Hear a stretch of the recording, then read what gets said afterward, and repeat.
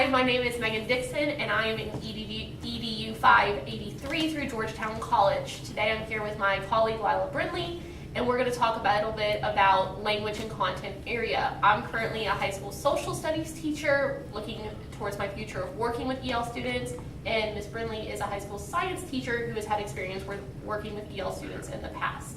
So today we're going to talk a little bit about language in our different content areas. A little bit about social studies is that we have to teach our students very specifically the language we need them to use in our subject.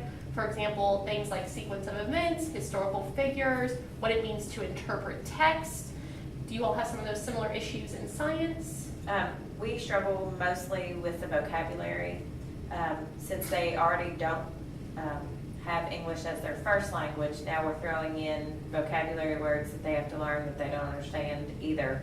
So even our English as a first language students struggle with it.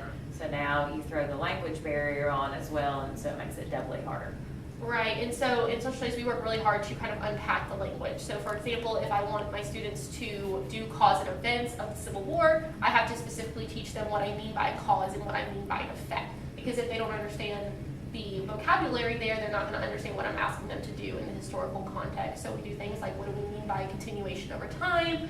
What do we mean by interpretation? So kind of teaching those kind of words as we go along into the content area. Do you all do similar things in your science department? Yes, we break down the vocabulary with prefix and suffix and root words, and that tends to help everyone.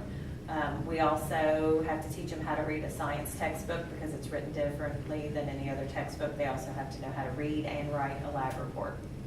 Well, I'm glad that you mentioned textbooks, because the last thing I wanted to talk to you about is kind of the role of the author in textbooks nowadays. I know, for example, in the history department, whoever writes our textbooks has a lot of bias in kind of how history is presented in the interpretation.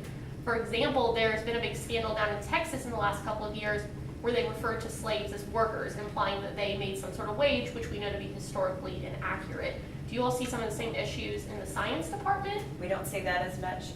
There's actually typically a section in the beginning of the science book that talks about how we don't have bias and we try to stay away from bias and only look at the data.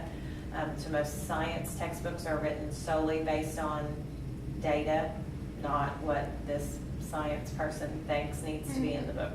Well, that makes sense. Well, I want to thank you for sitting down with me for a few minutes today and kind of talking about our different content areas and the different language and kind of how that applies to EL students nowadays. You're welcome.